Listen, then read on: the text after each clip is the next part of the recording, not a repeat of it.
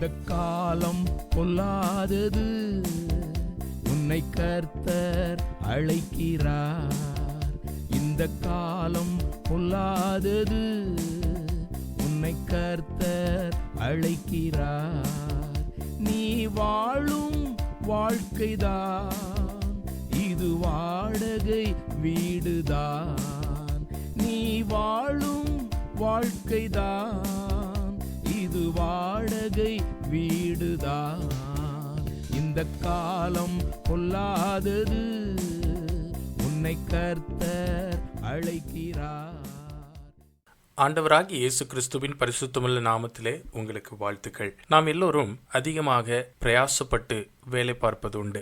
நாள் முழுதும் வேலை பார்க்கிறோம், வாரம் முழுவதும் வேலை பார்க்கிறோம், மாதம் முழுதும், வருஷம் முழுவதும் வேலை பார்க்கிறோம். எல்லா விதமான பிரயாசத்தை அந்தந்த இடத்துல செய்த பின்பு நாம் சில காரியத்தை செய்ய முடிகிறது. இளைப்பாறுதல் வேண்டும் என்று சொல்லாத மனுஷர்கள் இந்த உலகத்தில் யாரும் கிடையாது. எல்லா மனுஷரும் தன் வாழ்க்கையில் இருந்து, கடினமான சூழ்நிலைகளில் இருந்து நிரந்தரமான ஓய்வு கிடைக்க வேண்டும் என்று விரும்புகிறான். எல்லா மனுஷனும் விரும்புகிறது என்னவென்றால் தன்னுடைய வாழ்க்கையில இளைப்பாறுதல், சந்தோஷம், சமாதானம் இருக்க வேண்டும் என்று. ஆண்டவர் இயேசு கிறிஸ்து ஜனங்களிடத்துல பேசும் பொழுது மத்தேயு சுவிசேஷம் 11ஆம் அதிகாரம் 28ஆம் வசனத்திலே இப்படி சொல்லியிருக்கிறார். வருத்தப்பட்டு பாரம் சுமக்கிறவர்களே, நீங்கள் எல்லோரும் என்னிடத்தில் வாருங்கள், நான் உங்களுக்கு இளைப்பாறுதல் தருவேன். ஆண்டவர் இயேசு கிறிஸ்து நமக்கு ஒரு காரியத்தை சொல்கிறார். வருத்தப்படுகிறவர்களையும் பாரம் சுமக்கிறவர்களையும் இளைப்பாறுதலுக்குள் கொண்டு வர ஆண்டவராகிய இயேசு கிறிஸ்து தகுதியுள்ளவராயிருக்கிறார். ஆண்டவர் இயேசு கிறிஸ்து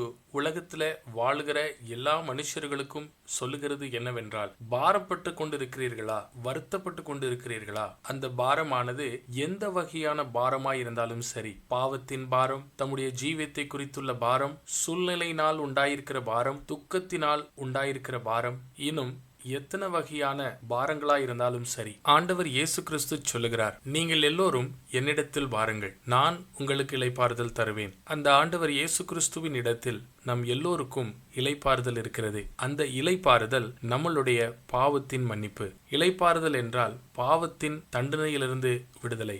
ஆண்டவர் இயேசு கிறிஸ்து மகிமையுள்ள இரட்சகராய் இருக்கிறார். இளைப்பாறுதல் கொடுக்கிற அந்த ஆண்டவராகிய இயேசு கிறிஸ்துவை அறிந்து கொள்கிறதிலே தேவன் உங்களுக்கு உதவி செய்வாராக.